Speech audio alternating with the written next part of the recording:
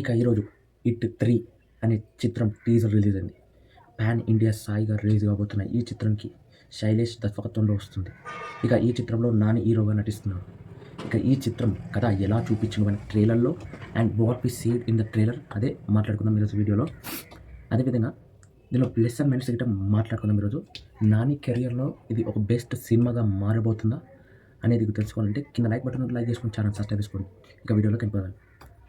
ఇక ఈ వీడియోలో ఒక తప్పు చేసే పర్సన్ ఈ భూమిపైన ఉండడం ఎందుకు అనే పాయింట్ని తీసుకొచ్చాడు. సెకండ్, వాళ్ళందరి కోసం ఒకే ఒక పోలీస్ ఆఫీసర్ ఉంటాడు. వాళ్ళందరినీ ఎలా వెంటాడి చంపుతాడు అనేది మనకి చూపించాడు.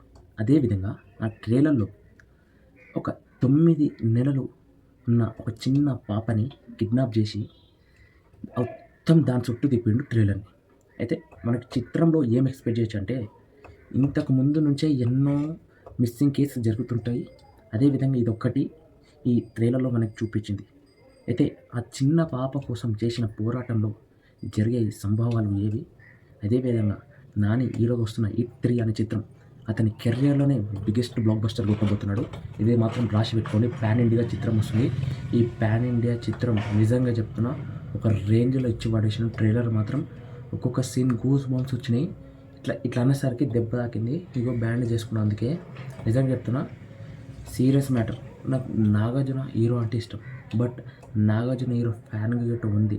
ఈ చిత్రం ట్రైలర్ ఇది ఎలా ఉందో నేను చెప్పి పడేసాను. నిజంగా చెప్తున్నా, పిచ్చ కేక భయ్య. ఈ సినిమా తర్వాత ఏ సినిమా అయినా, బట్ నిజంగా చెప్తున్నా నాని కెరియర్లోనే బెస్ట్ ఫిలిం కాబోతుంది. ఓవరాల్ కథ వచ్చేసి కిడ్నాప్ జరుగుతుంది. అయితే వాళ్ళని పట్టుకొని ఒక పోలీస్ ఆఫీసర్ ఉంటాడు. ఆ పోలీస్ ఆఫీసరే మన హీరో. అప్కి బార్ 300 పార్ అనే డైలాగ్ని ఈయనలో వాడిరు. ఇక అది సక్సెస్ఫుల్గా అయ్యిందని చెప్పుకోవచ్చు. నిజంగా ఈ కథ హిట్ కాబోతుంది. హిట్ అనే పేరులోనే హిట్ 3 అని ఉంది.